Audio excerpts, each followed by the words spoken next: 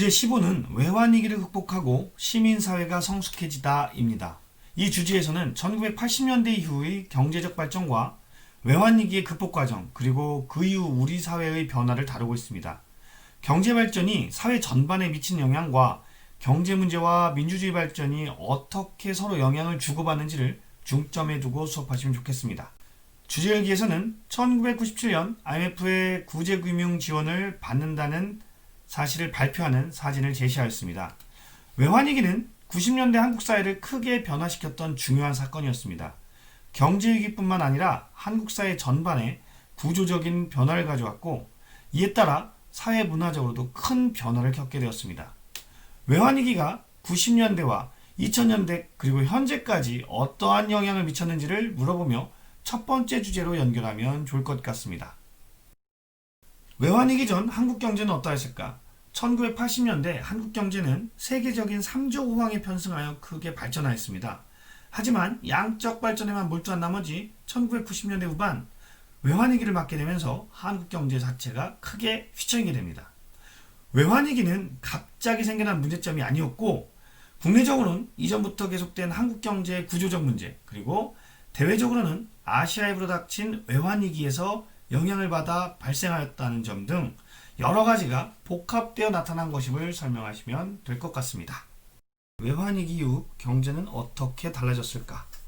외환위기 이후 정부의 노력, 기업들의 재무구조 개선 노력 등으로 우리나라 경제는 꾸준히 성장하였고 2000년대 들어서는 세계 10대 무역국이 되었습니다. 보이는 그래프는 2017년 우리나라의 무역 통계입니다. 전반적인 수치들이 10위 안에 들 정도로 높은 경제 성장을 보이고 있습니다.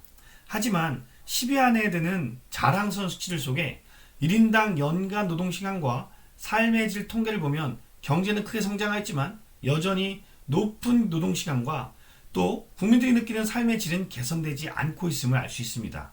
이를 통해 앞으로 우리가 노력하고 개선할 부분이 무엇인지 학생들에게 질문해 보면 좋을 것 같습니다.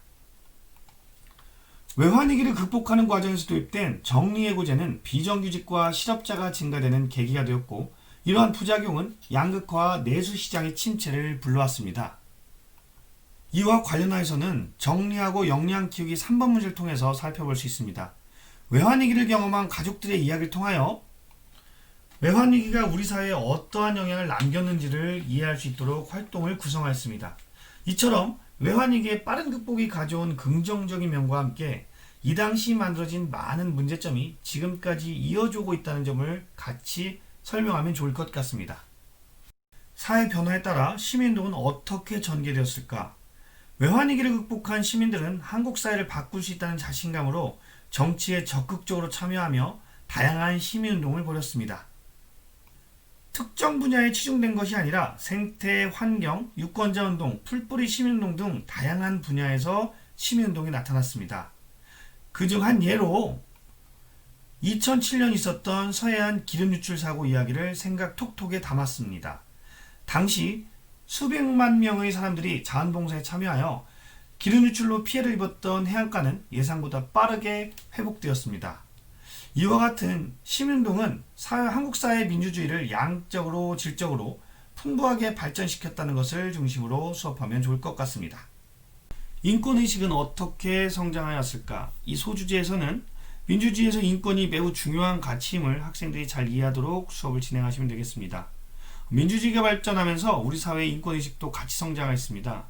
김대중 정부 시절에는 국가인권위원회가 출범하였고 여성부가 신설되었습니다. 2008년에는 남성주의적인 호주제가 폐지되기도 했습니다. 또한 교육자치 시대를 맞이하여 경기도, 광주, 서울, 전북 등 일부 지자체를 중심으로 학생 인권조례가 제정되면서 학교 문화가 많이 바뀌어가고 있습니다. 이런 움직임은 지금까지도 이어져서 충남동에서도 학생 인권조례가 제정되고 있습니다. 각 지역에서 학생 인권조례가 제정되고 있다면 함께 인권조례의 내용을 알아보는 시간을 가지는 것도 좋을 것 같습니다.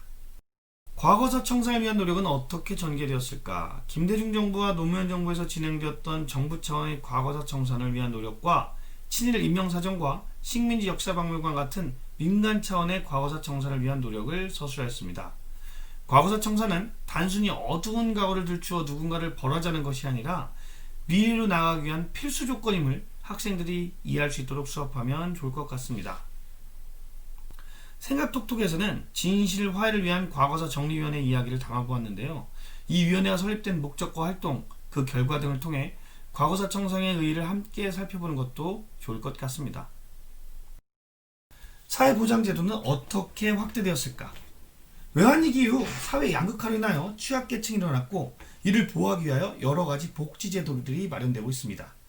국민기초생활보장법은 경제적 취약계층의 최저생활을 보장하기 위해 만들어졌고, 장애인 차별을 금지하는 제도도 법적으로 마련되었습니다. 1989년 전 국민을 대상으로 확대 적용된 국민건강보험제도는 세계적 모범 사례로 주목받기도 하고 있습니다. 국민연금제도도 2006년부터 전 국민을 대상으로 시행되고 있습니다. 또한 일부 지자체를 중심으로 시작된 아동수당과 무상급식, 무상교육 등이 사회 전반적으로 시행되며 삶의 질을 보장하고 있습니다. 사회보장제도는 어려운 사람을 돕는 선택적 자선적 의미가 아니라 민주주의 발전을 이루어내는 보편적 요소임을 학생들이 인식할 수 있도록 수업을 진행하시면 좋을 것 같습니다. 다문화 사회는 어떤 모습으로 나타나고 있을까? 1990년대 이후 빠른 속도로 다문화 인구의 비중이 커지고 있습니다. 하지만 여전히 사회 전반에서 다문화 사회에 대한 준비가 부족한 것이 현실입니다.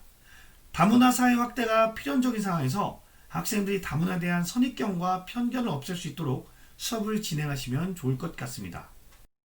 생각톡톡을 읽고 다문화 사회에서 우리가 어떤 태도로 살아야 할지 이야기해보는 시간을 가져도 좋을 것 같습니다. 이상으로 주제 15 수업 나눔을 마치겠습니다.